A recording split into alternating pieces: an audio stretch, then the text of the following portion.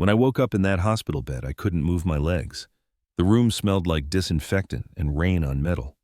Somewhere beyond the curtain, a nurse whispered, "His wife just arrived, with a young man. She said he's family." That word, family, kept ringing in my head, like an echo that refused to fade. Because deep down, I already knew. I had lost mine. My name is Samuel Ricks, 50 years old, a long-haul truck driver. For 3 decades, I've lived more on the road than in my own home. I've seen every sunrise from behind a windshield and every sunset fade in the rearview mirror. Linda, my wife, used to wave goodbye from the porch, her hair catching the light, her voice soft. "Drive safe, Sam." That was the sound that made the miles bearable. And every time I came back, once a month, sometimes less, she would have dinner ready, the table set, our son Tom smiling faintly from his phone. Life felt steady, even if distant. I told myself, love can survive the distance. I believed that. I needed to. But lately, something had changed. Her calls grew shorter, her laughter more practiced. Once, during a video chat, I heard a man's voice in the background.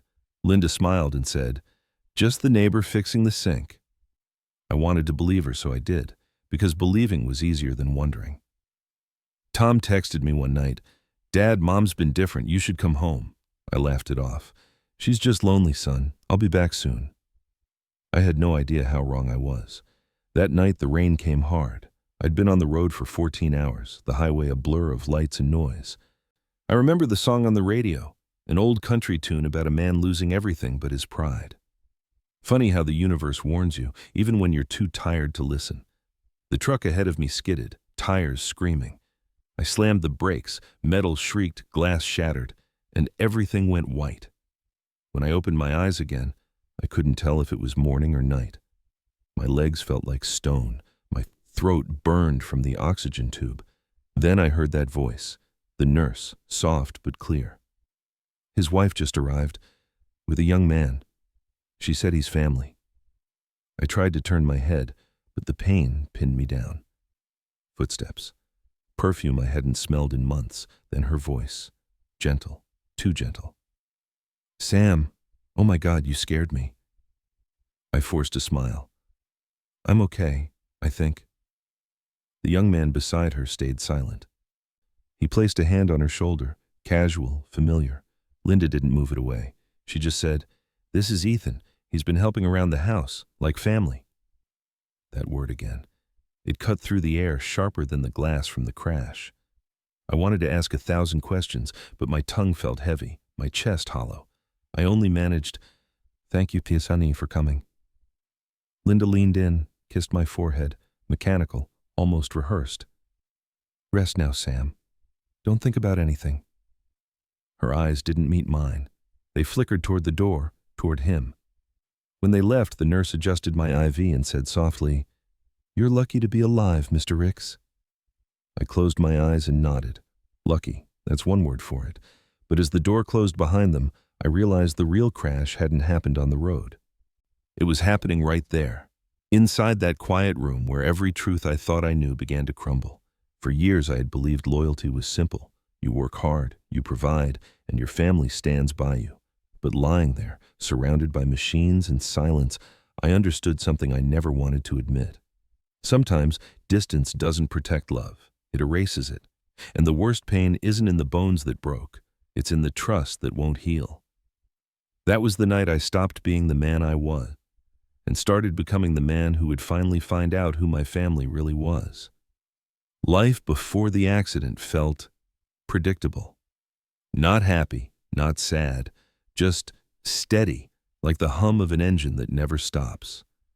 Every month I drove thousands of miles, then came home for a few days before heading out again. When I pulled into the driveway, Linda would always be there, standing by the porch, arms crossed, half smiling. She'd cook something simple, roast chicken or stew, and we'd sit at the table like we used to. The house was quiet, too quiet sometimes. I'd tell her about the road, about storms in Texas or sunsets over Nevada, and she'd nod politely, eyes drifting somewhere I couldn't follow. After dinner, I'd slip her the envelope of cash, the way I always did, and say, "That should cover the month." She'd smile faintly, whisper, "You don't have to work so hard." And I'd answer, "That's what men do, Lynn. We drive, we provide." But lately her smile didn't reach her eyes. She laughed less, stayed on her phone more. Sometimes when I'd hug her, she'd stiffen, like she was already thinking about something else. I told myself she was just tired. After all, being married to a man who lives on the road isn't easy. Then, one night, while parked outside a diner in New Mexico, I called her. Her face appeared on the screen, a little grainy from bad connection. "Hey, beautiful," I said. "Hi, Sam," she answered, forcing a small smile. The kitchen light flickered behind her. She looked distracted, turning her head toward someone off screen. Then I heard it. A man's voice, low, casual, close enough to make my stomach twist. I frowned. "Who's that?" She hesitated for a beat, then said quickly, "Oh, just the neighbor. The sink's leaking again." I tried to sound relaxed. Well, good thing you've got help." She nodded, looking down.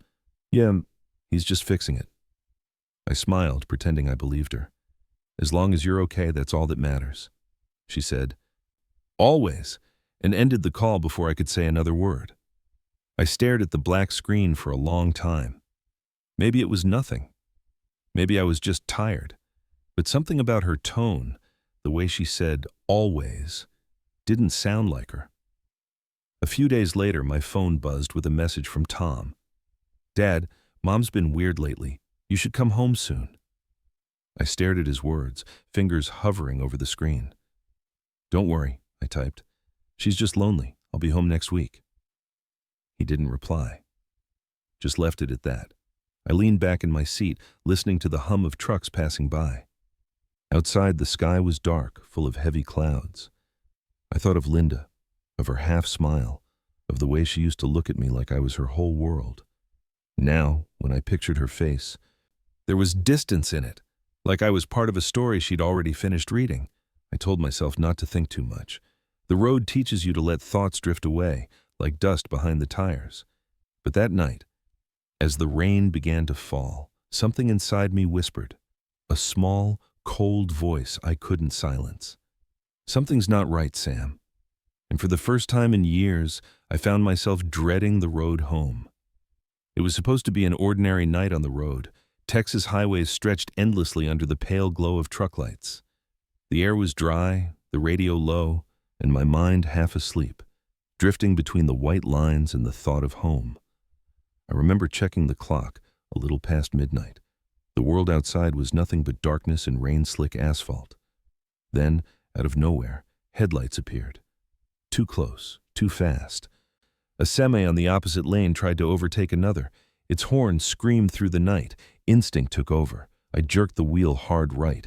Tires screeched, metal roared, and the world turned upside down. Glass shattered. The sound was sharp, like the sky breaking apart. Then silence. When I opened my eyes again, everything hurt. My ribs felt crushed, my leg numb. The only thing I could move was my hand, reaching for air that didn't seem to come. Voices swirled somewhere above me, paramedics, sirens, the cold bite of morphine. Then everything went dark again. When I finally woke, the world was white. White walls, white sheets, white light too bright for my eyes. I couldn't tell how long I'd been out. My throat was dry, my lips cracked. I tried to speak, but only a rasp came out. A nurse approached, calm, kind eyes, voice like a whisper. "Mr. Ricks, you're in St. Mary's Hospital. You've been in an accident, but you're safe now." Safe. The word felt strange in my mouth. She adjusted my IV and hesitated before speaking again. "Your wife just arrived with a young man. She said he's family." For a second, I thought I misheard. I blinked slowly, the ceiling spinning. "My wife?" "Yes," she said softly. "She's on her way up." I smiled, or tried to. "That's good." But my chest tightened. The image of Linda flashed in my head. Her eyes, her voice, that man's voice I'd heard through the phone. Moments later, the door opened. Linda walked in, her perfume, the same one she wore years ago, filling the room. She looked beautiful, worried, but something about her presence felt rehearsed, like a scene she'd practiced. "Oh, Sam," she whispered, rushing to my bedside. "You scared me so much." She bent down, kissed my forehead gently. I forced a smile. Guess I'm harder to kill than I look." She laughed softly, but her laugh didn't sound real. Her hands trembled slightly as she touched my arm. Then I noticed him, standing behind her. A young man, tall, well-dressed, maybe late 20s. He didn't say a word, just nodded politely, lips pressed tight. "This is Ethan," Linda said quickly. "He's been helping around the house while you were gone, like family." That word again. Family. Ethan stepped closer, resting a hand lightly on her shoulder, too lightly to seem casual, too naturally to be innocent. Our eyes met. His were calm, steady, not nervous, not apologetic, the kind of look a man gives when he knows something you don't. Linda kept talking. Something about doctors and recovery, but I couldn't hear a word. All I could see was that hand on her shoulder and the way her eyes flickered toward him when she thought I wasn't looking. Finally, I said, "Thank you, both of you, for coming." My voice cracked halfway through. Ethan nodded again. "Of course. We're family." Linda's lips parted, but no sound came out. The silence between them was louder than the machines around me. When they left, I stared at the doorway long after it closed. The nurse came back, checking my vitals, asking if I needed anything. I just whispered, "No, I've got everything I need." But inside, something broke, something that had been holding me together all these years on the road. Because that night, lying in a hospital bed, wrapped in bandages and betrayal, I realized the accident hadn't been the worst thing that happened to me. The crash only broke my body. She had already broken my heart. The days after the accident blurred together. Light, medicine, the slow hum of machines. The doctors said I was lucky to be alive, but luck didn't feel like what I had. What I had was silence, and too much time to think. Linda visited every day, always with flowers, always with that same careful smile. She sat by the bed, talked about the bills, the insurance, how we'll get through this. But her words felt practiced, like lines from a play she no longer believed in. And sometimes I caught her glancing at the door, as if she was waiting for someone else to walk in. It was the third night when I heard them. I wasn't asleep, just pretending to be. Their voices came from the hallway. Low, but sharp. Ethan's tone was impatient, clipped. "How much longer until he's discharged?" Linda sighed. "Soon, maybe a week, but we have to be careful." "Careful?" he whispered. "You said he doesn't suspect anything." "He doesn't," she replied quickly. "He trusts me. That's the problem. Everything has to stay quiet until it's done." The words hung in the air like smoke.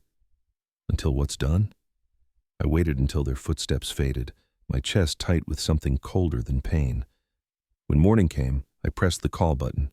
Nurse Mary appeared with her usual gentle smile. "Could I see the visitor's log?" I asked, trying to sound casual. She hesitated. "It's for staff use only, Mr. Ricks." I forced a tired laugh. "I just want to know who sent me all these flowers. Some folks from the company, maybe." After a moment, she nodded and handed me the clipboard. My finger traced down the list of names. There it was, written neatly in blue ink. Ethan Miller. Family. Family. That word again, staring back at me like a taunt. I thanked her, set the clipboard down, and waited until she left the room.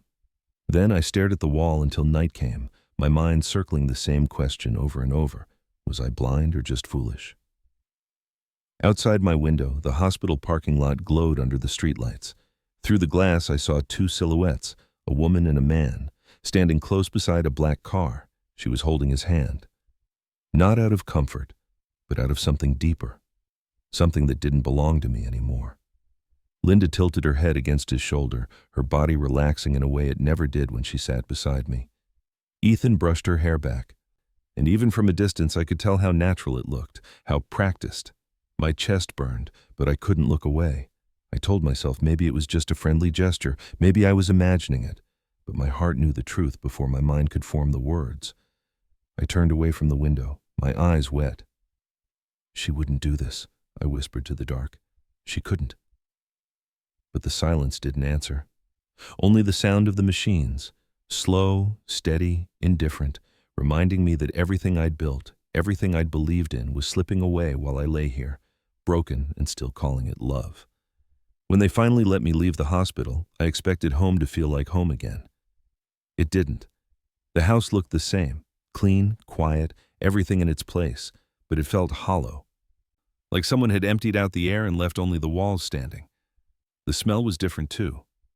No scent of my aftershave in the bathroom, no trace of the old candle Linda used to light when she cooked. Even the pictures on the walls had changed. The wedding photo that once hung above the fireplace was gone. In its place, a framed landscape, a field of empty hills under a gray sky. I asked her about it once. She smiled, a little too casually. Oh, it was getting old. I wanted something fresh. Her voice was steady, her hands busy pouring my medicine. Take this before you eat, she said. And don't forget the pills after dinner. Linda hovered over me like a shadow, always there, always watching. She'd check my temperature twice a day, count the pills, remind me when to rest. To anyone else, she would have looked like the perfect wife, but I could feel it, the way she watched me not with love, but calculation. Tom came by a few days later. He'd grown taller, more serious since I last saw him. He hugged me tight, but when Linda left the room, he leaned close and whispered, Dad, I've seen a car parked outside a lot lately. Black sedan, every night. Same guy inside. Sometimes he comes in when you're not here. My stomach turned cold. I put a hand on his shoulder and forced a smile. Don't worry, son. Your mom probably knows him. He frowned. That's what I'm afraid of. That night, I pretended to sleep on the couch while Linda sat across the room, scrolling through her phone. The blue light flickered over her face.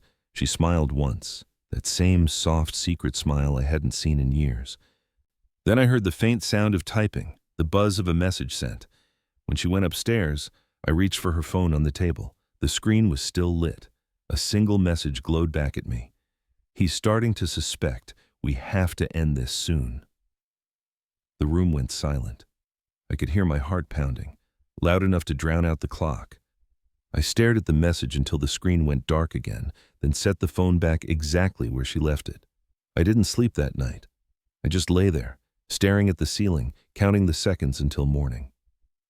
When the sun came up, I heard a car pull into the driveway. Linda rushed to the door, her voice bright and nervous. Oh, perfect timing. The plumber's here. I stood at the kitchen window and watched Ethan step out of his car. Same confident stride, same easy smile. He carried a small toolbox, though I doubted he'd ever fixed anything in his life. He came inside, greeted Linda with a nod, then noticed me. For a moment the room froze, just the sound of the clock ticking between us. I broke the silence first. We've met before, haven't we? He smiled, not a friendly smile, but one that measured me. No, he said lightly. I just help around the neighborhood, pipes, repairs, little things. Right, I said, holding his gaze. Little things. Our eyes locked. Neither of us looked away. There was no shouting, no threat, no need for words. Just the quiet understanding between two men who knew exactly what the other one was hiding. Linda busied herself in the kitchen, pretending nothing was wrong. But I could feel it, the tension, the fear, the guilt, bleeding through every movement she made. And for the first time, I stopped asking why, because deep down, I already knew. Whatever love we had was gone. Now it was just a matter of time before everything else followed. It started with soft words, the kind that sound like concern but feel like control. Linda would sit beside me on the couch after dinner, her tone calm, almost tender. Sam, she said one night, you've been through a lot. The doctors said your recovery could take months. You shouldn't be pushing yourself. I nodded, half listening, half lost in my thoughts. She reached over, touching my arm. You know, there are places that could help you, somewhere peaceful, with proper care. You'd have people around you, not be alone all day. At first, I didn't catch what she meant. You mean physical therapy? She hesitated, then smiled gently. Something like that. Maybe a care home, just for a while, until you're stronger. Her words hit me like a cold draft through an open window. A care home. She said it as if it were kindness, as if she were offering freedom, not exile. I looked at her carefully. And the house? What happens to it? She smiled again, practiced and patient. Tom and I will take care of it. You don't have to worry about a thing. It's just temporary, Sam. but I knew her voice too well, the way it smoothed itself out when she lied. I didn't say anything. Not yet. I just watched her pour my medicine, watched the way she avoided my eyes. Later that evening, Tom came home. He'd been quiet for days, his shoulders tense, his eyes restless. He sat across from me at the kitchen table, pushing food around his plate. Then, when Linda stepped out to take a call, he whispered, "Dad, what's going on? She's been making phone calls all week, to someone named Ethan. I heard her say something about papers and about you not being able to make decisions anymore." My chest tightened. "Are you sure?" He nodded. "I'm sure. And that car outside? He's been back." The front door creaked open. Linda walked in, phone still in her hand. "What are you two whispering about?" she asked, her tone light but sharp. Tom stood up, unable to hide his anger. "About you trying to send Dad away." Her eyes flashed. "Tom, watch your mouth." "Midin Roya?" His voice cracked, not from defiance but fear. "Onge konsung kontintao, samelai." "Imdi," she snapped, slamming the phone down on the table. "Kan kom hyung lo nai chuin." The silence that followed was suffocating. I looked at my son, his fists clenched, his jaw tight, and then at the woman I'd once trusted with everything. Her face was calm again, too calm, like someone who had already decided which pieces of the game would move next. "Tom," I said quietly. He looked at me, confusion and anger written all over his face. "Go upstairs," I told him. "It's okay." "But Dad, I tried to smile, but my voice came out hollow. "Kude bosuli." He hesitated, then nodded slowly, his eyes filled with something I hadn't seen before. Fear. Not for me, but of what he might learn if he stayed. When he was gone, Linda turned to me, her expression softening again, the way a storm turns back into calm before the next strike. "I just want what's best for you, Sam," she said gently. "You know that, don't you?" I stared at her for a long moment. "Yes," I finally said.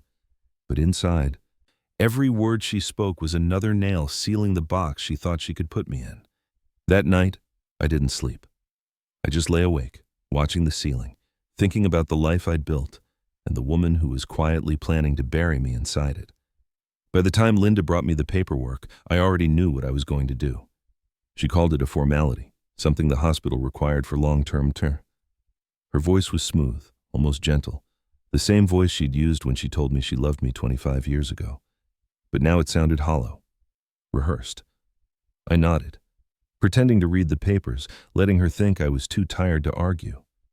Inside, my hands were steady, my mind sharper than it had been in years. Before they arrived, I placed my phone under a stack of mail on the kitchen table and hit record. When the doorbell rang, I heard 2 sets of footsteps. Ethan's tone was calm, almost businesslike. "Everything's ready?" "Yes," Linda said. "Once he signs, it'll all transfer quietly. No complications." Her words were soft, almost bored, as if she were talking about selling an old car, not her husband's life. Ethan's voice dropped lower. "After he's in the facility, the assets will be under your name. You can sell the house if you want." She laughed nervously. "I don't care about the house. I just want this over with."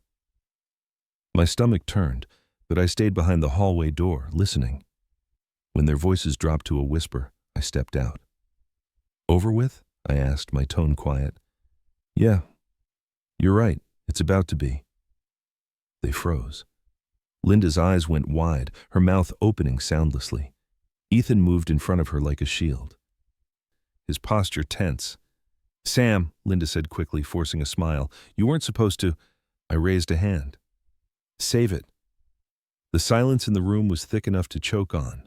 Then I smiled, small and tired. "I've heard enough." I reached for my phone and tapped the screen.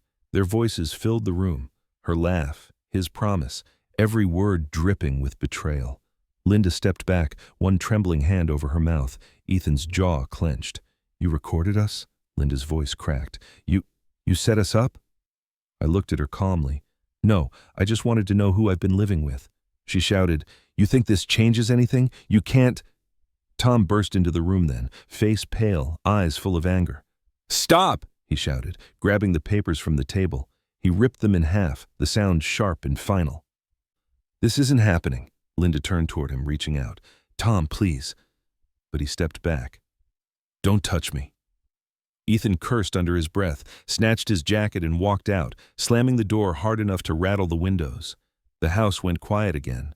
Only Linda's sobs breaking the silence. She fell to her knees, voice shaking. "Sam, I didn't mean for it to go this far." I looked down at her, the woman I once would have died for, and felt nothing. Just a cold kind of clarity. "Cry if you need to," I said softly, "but tears don't wash away betrayal." She covered her face and wept, and I turned away, picking up the phone from the table. On the screen, the recording icon still glowed red. For the first time in months, I felt steady. I wasn't the broken man in the hospital bed anymore. I was the man who finally saw the truth and was ready to walk away from it. The morning came quietly, wrapped in a soft gray light that spilled through the windows like a whisper.